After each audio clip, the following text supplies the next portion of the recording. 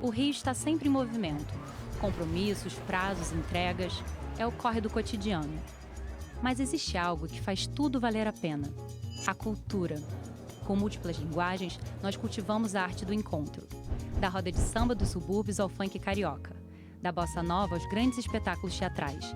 Das exposições, espaços de leitura aos eventos culturais de bairro. Fazemos a cidade pulsar na batida forte que arrepia o coração.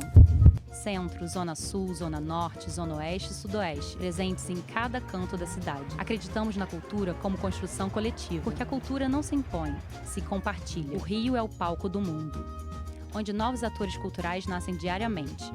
Juntos escrevemos o próximo capítulo da cidade. Viemos renovar o brilho nos olhos, trazer cor e fazer emocionar. Nossa missão: dar base para os criadores criarem. Fazemos a magia da cultura acontecer. Cultura Rio, com você nos melhores momentos.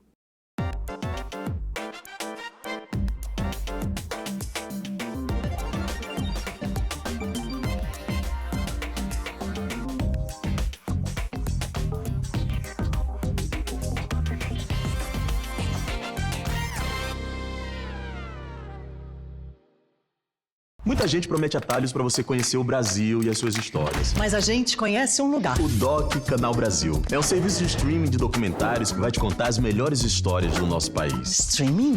Peraí, isso aqui é Brasil. Filmes premiados, filmes exclusivos. E o olhar de quem sabe traduzir o país enquanto ele acontece. Onde cada visão é uma interpretação singular das nossas vidas. E onde cada filme é um convite pra gente se conhecer e se reconhecer melhor. É muito Brasil pra ver. É por isso que a gente tá no Doc Canal Brasil.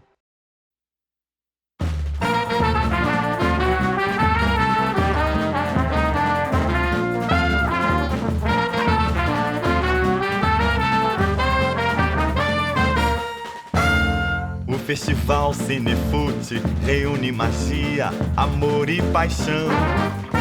O mundo inteiro unido em torno de um tema que é pura emoção. Diversidade na tela, talento e raça pra ser campeão. Num festival de imagens que fica pra sempre no meu coração. Oh, eu gosto pra caramba desse festival. Com cinema e futebol, minha vida é um carnaval. Eu gosto pra caramba desse festival. Com cinema e futebol, minha vida é um carnaval. O Festival Cinefute reúne magia, amor e paixão. O mundo inteiro unido em torno de um tema que é pura emoção. Diversidade na tela, talento e raça pra ser campeão. Num festival de imagens que fica pra sempre no meu coração. Oh, eu gosto pra caramba desse festival. Com cinema e futebol, minha vida é um carnaval. Eu gosto pra caramba desse festival. Com cinema e futebol, minha vida é um carnaval.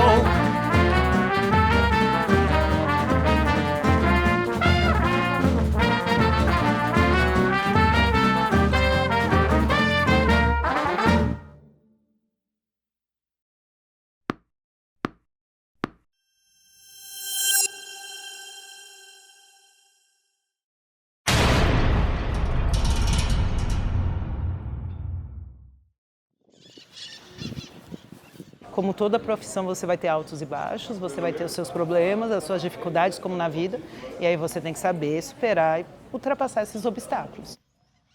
Se a gente for pensar, é até que atual, assim, as mulheres estarem alcançando espaço dentro do futebol.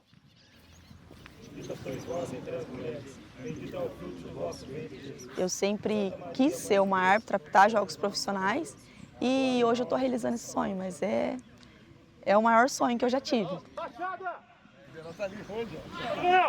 Bora. Vamos lá?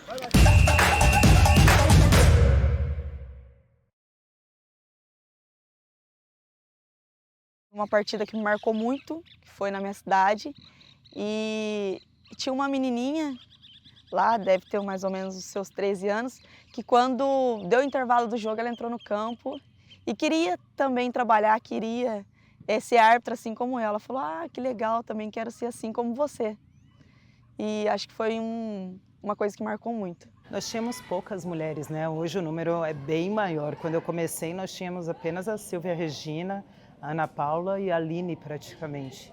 Então nós tínhamos 3 mulheres ali se sobressaindo, que foi quando elas começaram a fazer grandes jogos, grandes clássicos. E isso sim acabou estimulando outras mulheres. A minha turma de 2004, eu acho que foi a turma que teve, assim, a primeira vez mais mulheres inscritas, e até em função delas, de vê-las na TV, tudo isso. Meu sonho já era antigo, mas a hora que você vê as mulheres atuando, né, que você vê que mulher chegou, que tem mulher ali, isso, querendo ou não, desperta desejo e vontade em outras. E isso ajudou bastante. Mas era difícil, porque ainda era uma coisa nova, ainda era algo que, nossa, tem mulher agora, como funciona? Você não tinha vestiário que era separado de homem e mulher, você tinha que esperar o homem se trocar, para depois você se trocar.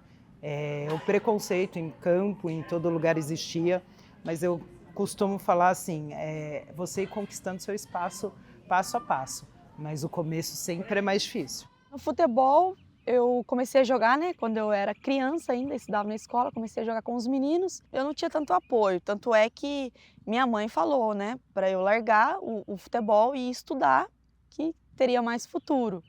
E quando eu comentei com ela de fazer o curso de arbitragem, e ela me deu total apoio. Aí sim, ela me apoiou muito, inclusive em 2017, se eu não me engano, eu quis fazer o curso. Era todo final de semana em São Paulo, e como o Cruzeiro fica bem distante de São Paulo, eu ia ter um gasto muito alto, e a mensalidade era um salário mínimo, também era muito alto. Então assim, ela me deu tanto apoio que ela queria vender o carro para pagar esse curso de arbitragem, que ela sabia que era uma coisa que eu ia me dedicar bastante. Só que acreditei que teria outras oportunidades pela frente.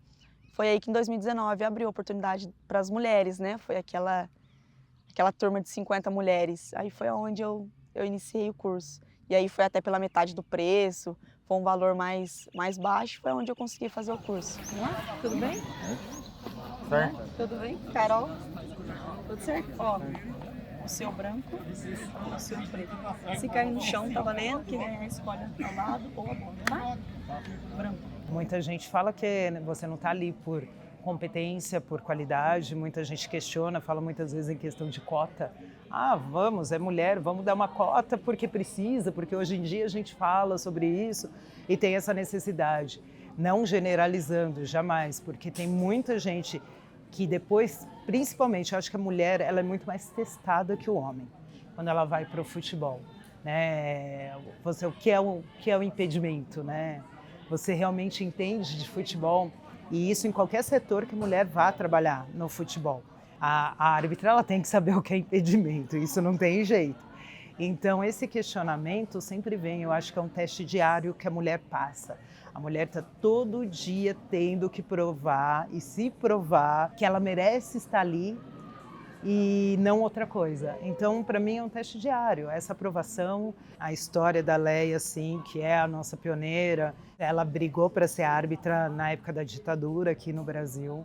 A Leia é a primeira mulher no mundo reconhecida pela FIFA como árbitra.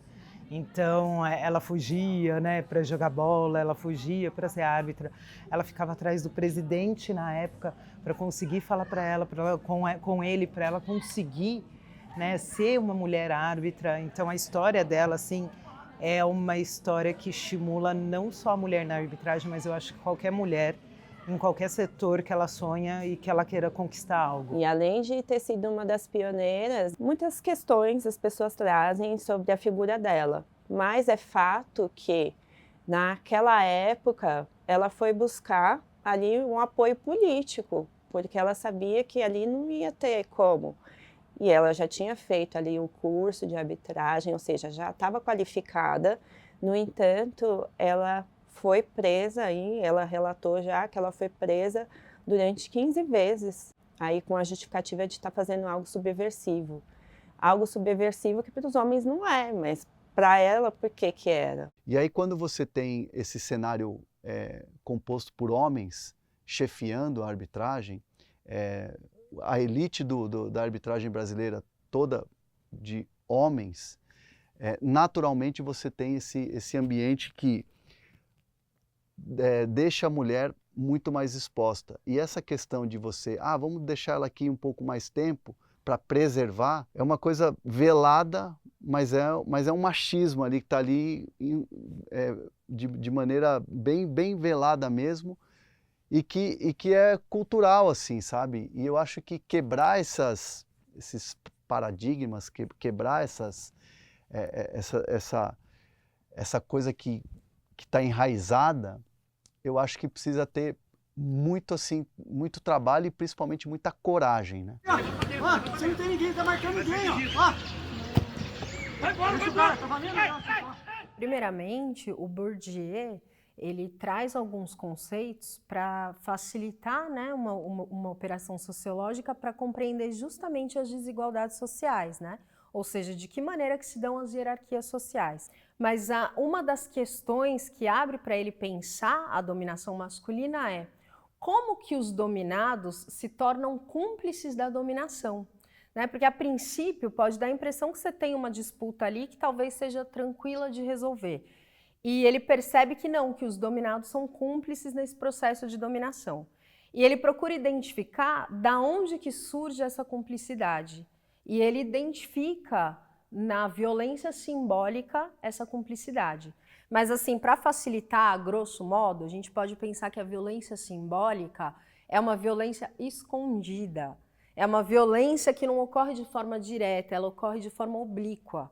E no sentido de ela ser uma violência escondida, porque ela está dentro das estruturas, tanto de pensamento, quanto de práticas, quanto de formações socioculturais, a gente não consegue perceber. É mais ou menos como se a gente tivesse preso dentro de uma cadeia, mas essa cadeia não tivesse grades, nem paredes. Então, a impressão que dá é que a gente não está passando pelo processo de violência, é que aquilo lá já está enraizado, já está naturalizado. Então, o tipo de ação que ele denomina como violência, que ele identifica como violência, normalmente nós não percebemos como violência. E no estádio do Pacaembu, ocorreu aí nos anos 40 uma situação que foi a de um jogo feminino entre duas equipes femininas para inauguração da iluminação do estádio, e um jornalista estava ali, um homem, não se sentiu contente com a situação, e então ele resolve escrever no jornal com opiniões bem esdrúxulas, opiniões que não eram verdadeiras, mas eram opiniões também que, na época, as pessoas pensavam e se pautavam muito, que era na questão genética, né? Um dos apontamentos que ele fez é que se uma mulher levasse uma bolada no ventre, ela poderia até perder aí a condição de ter filhos. Então, o governo da época achou plausível, achou coerente o que ele estava falando e apoiou ele, ao ponto que sai a proibição por lei aí do futebol feminino, e não só do futebol feminino, mas de todas as outras práticas, né, que deixassem a mulher aí numa forma menos feminina. O corpo das mulheres, simbolicamente, ele é visto como um corpo para o outro. Então é um corpo que precisa ter saúde para reproduzir, é um corpo visto para a maternidade, então não é para ela, é para a maternidade. Quando não é para a maternidade, é para a beleza, ou seja, para agradar o outro.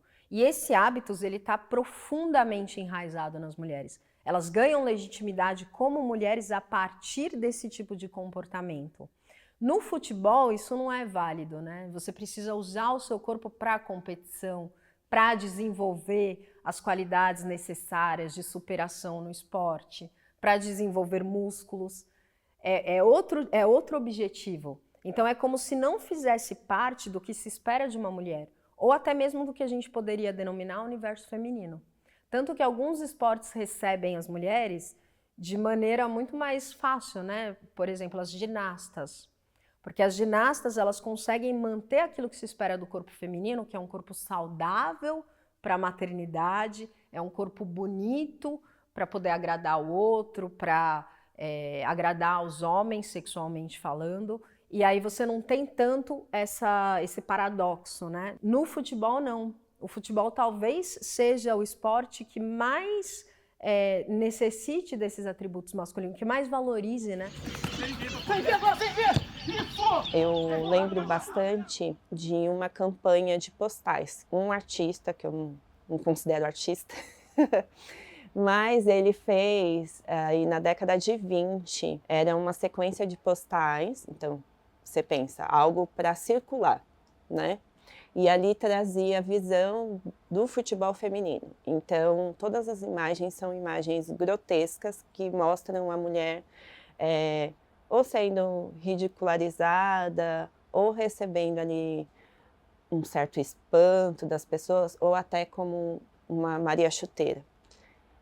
O ideal para ele era que aquilo circulasse e que as mulheres que estavam ali já animadas para jogar futebol e entendessem que aquilo não era legal para elas. Eu trago isso para o hoje, né? Então, uma mulher técnica, uma mulher na arbitragem, como é que é encarado isso? Não tem um artista que faz os postais, mas só que a todo tempo, com falas, com olhares, né, com atitudes, os homens estão articulando ali coisas para mostrar uma imagem diferente da apresentada pelas mulheres, né? Hoje em dia, se você faz uma pesquisa, por exemplo, no Google, e colocar lá futebol feminino, ainda assim vão aparecer imagens bem diferentes se você pesquisar do futebol masculino. Você não vai ter recorte do corpo dos jogadores, você vai ter eles em jogo, vestidos no melhor evento, né? Mas as mulheres sempre têm algo para ressaltar, né? O que os homens entendem como algo interessante dentro desse futebol de mulheres também. Como a gente está falando de uma dominação masculina e a sociedade ela é criada a partir da visão masculina, né, a partir de uma visão androcêntrica, então a gente vai ver esse tipo de coisa acontecer em vários campos, né, em várias situações sociais. Esse campo futebol, ele traz todas as características masculinas. Ele foi criado pelos homens, para os homens e ainda tem um agravante, porque ali é onde a masculinidade será reforçada. Né, ele traz vários aspectos que nós consideramos masculinos. A força, a virilidade, a competitividade, a própria atuação dos corpos, que é uma maneira mais violenta de lidar com os corpos, o próprio posicionamento que as pessoas vão tomar, enfim, está identificado como algo masculino. Essa identificação do que é masculino e do que é feminino é uma criação social, é arbitrária, não existe uma lógica. Isso realmente é feminino, isso é realmente masculino. A feminina, normalmente, a partir de um olhar androcêntrico, corresponde justamente ao que não é masculino. E a mulher tem alguns atributos como delicadeza, submissão. Tudo aquilo que não está dentro, não corresponde aos atributos ou às prerrogativas do campo do esporte futebol. Aconteceu um episódio comigo que eu fui fazer um jogo e era uma categoria sub-15 e sub-17. Então, assim, a categoria mais baixa começa primeiro e depois a categoria mais alta. Então, começou a categoria sub-15, aí quem apitou foi um rapaz, né? Foi até jogo da federação mesmo. Quem apitou foi um rapaz e na categoria 17 eu que ia apitar. Então, na categoria 15 eu fiz a reserva para ele, que é quarto árbitro, né? E na categoria 17 eu entrei para apitar. E aí eu escutei um comentário de um cara da comissão técnica até. Falou, nossa, mas por que ela vai apitar o sub-17? Porque não colocou ela para apitar o sub-15? Então, assim, antes de iniciar o jogo, ele já fez esse tipo de comentário, não tinha visto meu trabalho, não tinha me visto apitar e já fez um comentário desnecessário. Normalmente nós não percebemos como violência. Então a gente atua dentro dessa violência, seja como o dominante que reproduz a violência, seja como aquele que sofre a violência. Porque o que sofre a violência, ele também aceita e ele também reproduz. Então é algo invisível. Por que invisível? Porque ele ocorre nesse plano do inconsciente e das formações estruturais mais fundamentais, assim, mais primárias. Né? Então é muito difícil a gente conseguir identificar que isso foi um processo de construção, que isso foi um processo arbitrário, que não existe uma lógica por detrás. E o que ele investiga é justamente isso, de que maneira que foi construído esse tipo de violência. Mas é uma sensação que muitas vezes a gente nem identifica como violência, eu nem percebo que eu estou sofrendo, né? É mais ou menos também, a grosso modo, como você ir numa festa e você se sentir inadequado porque você está com roupas inadequadas, mas você não culpa ninguém, você não imagina que está passando por uma violência, você só se sente constrangido de alguma maneira. Então é muito sutil. É um conceito muito sutil, que atua de forma muito sutil, e justamente por ser sutil ele é eficiente, né? Porque a gente não percebe, não sabe o que está acontecendo. Falo que tem o meu vídeo histórico lá que roda o mundo, que é o jogador me encarando, que ficou ali não sei quantos segundos ou minutos ele me encarando. E é um vídeo que roda o mundo inteiro. Vira e mexe, eu recebo lá, olha, tá não sei aonde esse vídeo, tá não sei aonde. Era um jogo que valia a vaga na segunda divisão daqui do Paulista. E eu marquei o impedimento dele. E a jogada cobrou o impedimento, a jogada seguinte foi para o outro lado. Ele veio para cima de mim com tudo. Ele não me ofendeu, ele não me xingou. O problema é que o jeito que ele veio foi muito agressivo e assintoso. Mas ele falava só para mim assim, o que você marcou? Impedimento meu? Eu não estava impedido. Eu falei, impedimento seu, você estava impedido. O diálogo foi esse, não foi nada mais de palavras agressivas. O problema foi o jeito que ele veio, que ele ficou rosto a rosto, e aquilo não é jeito de se comportar.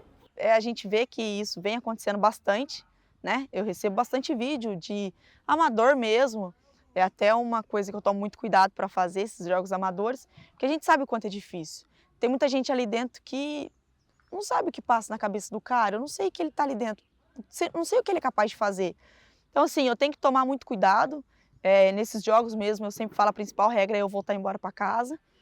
Então, eu levo ali na conversa, a gente fala que é a regra 18, né, que não existe no futebol essa regra, é levar eles na conversa. Não que eu vou optar alguma coisa que não existiu.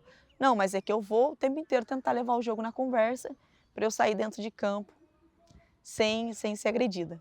Eu acho que um dos pontos fundamentais é de quem vem, e vem de todos os lados.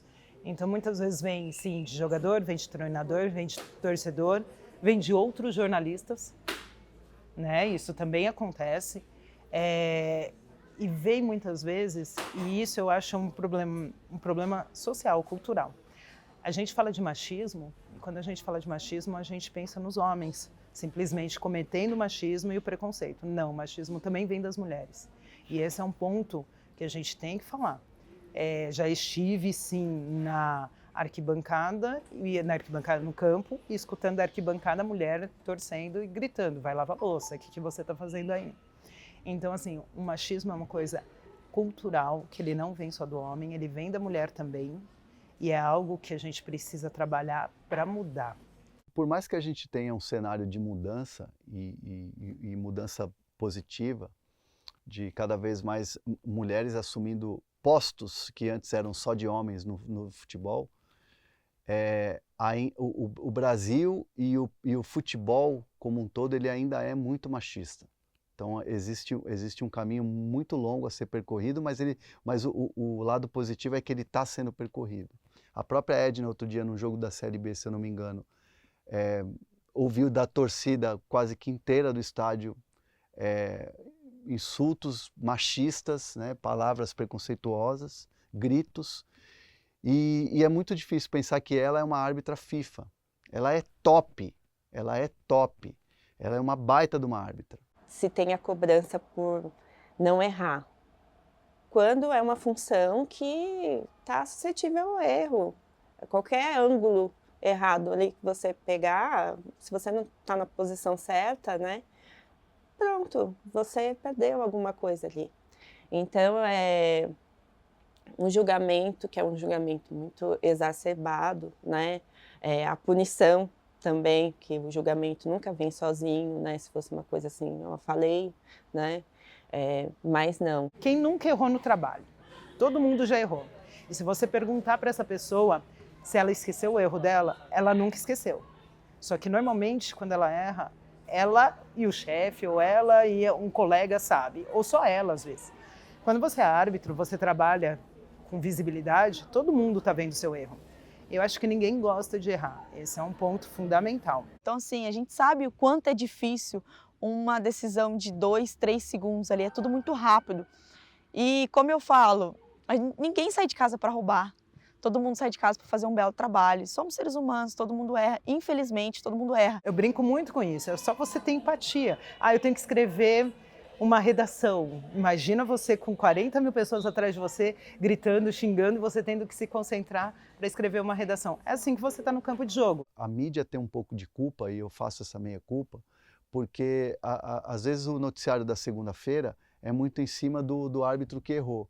E aí na terça-feira já vai ter uma outra polêmica. E aí vai ter um outro jogo, e aí as discussões mudam. E aí fica lá o árbitro. Então, assim, a realidade da arbitragem hoje, a exigência é muito alta de um profissional, quando o retorno para os árbitros ainda é muito, muito pequeno. E para a mulher ainda entra essa dificuldade, por ser mulher sim, porque você tem que se provar mais, porque você tem que estudar mais, porque você tem que treinar mais. A gente vê erros constantes de árbitros que na rodada seguinte estão escalados. Então, isso ainda é um sinal, sim, de quando a mulher erra, a punição é maior, a visibilidade é maior e ela fica muito mais fora do que um homem. E tudo que a gente ainda precisa reverter nesse âmbito da arbitragem em relação à mulher. É nítido, a Edna é um ótimo exemplo disso. Errou, ficou fora não sei quanto tempo, os homens erram, na rodada seguinte seguem escalados. É como se as mulheres não tivessem no espaço adequado. Esse não é um espaço adequado para as mulheres, não tem nada a ver com mulher isso daqui. Então, provavelmente, se a gente investigar mais a fundo, é claro que cada caso é um caso, mas pensando de uma maneira estrutural, provavelmente sim, existem formas de tratamento muito diversos entre homens e mulheres, porque a gente tem um significado simbólico diferente dos dois, e o futebol opera com esses significados simbólicos de forma diferente também. Melhorou muito depois que entrou uma presidente para a comissão de arbitragem. Hoje é a Ana Paula, né? Ela foi assistente também. Então, assim, depois que ela entrou, surgiu muita oportunidade para as mulheres. Já tá. Olhando! Ainda sou do quadro da federação, a gente vai pulando etapa, e essas etapas, o próximo passo seria eu entrar no quadro da CBF, né, quadro nacional, só com indicação. Então, assim, a federação ela precisa me indicar para o quadro nacional. Então, eu espero mostrar o meu trabalho, mostrando o meu trabalho, mostrando o meu desempenho, mostrando o quanto eu sou capacitada para chegar nesse quadro nacional e do quadro nacional chegar no internacional, que é o FIFA. Ter um escudo FIFA e ser uma árbitra internacional. Esse é o meu maior sonho e acredito que é o sonho de todas que estão no quadro. Se dentro do futebol houverem ações, e são ações forçadas, de forma natural isso não vai acontecer. A gente precisa forçar a valorização das mulheres dentro do esporte de uma maneira geral. Isso passa a ser modificado, porque as estruturas mentais já passam a não se identificar com as práticas, porque nós mudamos nossas práticas. E da mesma maneira que as estruturas mentais atuam sobre as práticas também atuam sobre as estruturas mentais. Então, quando a gente toma consciência do que está acontecendo, isso já é um passo para a gente modificar as práticas e, com isso, conseguir algumas mudanças. Eu acho que é justamente a gente ver mais mulheres atuando. Imagina você ter um lugar com várias meninas que sonham com trabalhar com futebol, mas você vê só a Edna apitando a Série A do Brasileiro em um jogo a cada 5 rodadas. Isso desestimula. Você fala, eu tenho um sonho, mas eu vou ter oportunidade nesse meu sonho? Tanto que nós temos muito mais mulheres bandeirando, porque sabe que a oportunidade em bandeirar é maior de você chegar do que no apito. Só que muitas chegam lá com o sonho de ser árbitra. E aí mudam para apitar, para bandeirar, por causa do sistema e não em função do seu sonho. Então, a gente precisa de uma mudança ainda de conceito, desse aumento de número de mulheres apitando, atuando em grandes jogos, em grandes clássicos, porque mesmo que a gente fala da Edna em grandes jogos, a gente ainda não fala da Edna nos clássicos. A gente está mostrando, está entregando, está mostrando que a gente é tão bem quanto um homem, a gente está tão bem fisicamente, tão bem capacitada para apitar um jogo também quanto um homem. Então, eu acho que daqui em diante é só oportunidade mesmo. Eu tenho esperança que a gente está passando por um novo um novo movimento feminista, um novo momento de feminismo, das meninas se preocuparem, né, com isso de a gente ter uma pauta feminista em vários espaços. A gente está trazendo para vários espaços, para o futebol, para o esporte, para a escola, para o ensino médio, para o ensino fundamental. As meninas, elas estão questionando coisas que antes eram inquestionáveis. E é claro que isso gera mudanças, né? Então eu acredito sim que a gente consiga, de alguma maneira, modificar a situação. São coisas assim que são barreiras que, como uma sociedade, a gente precisa derrubar para a mulher poder chegar. Porque se permitir que a mulher chegue, ela vai dar conta fácil. Isso eu não tenho dúvida. Estou buscando isso, né? Então, aproveitar a idade, né? Que eu sou bem nova, a gente sabe que tem idade para chegar. Então, se Deus quiser, eu vou chegar.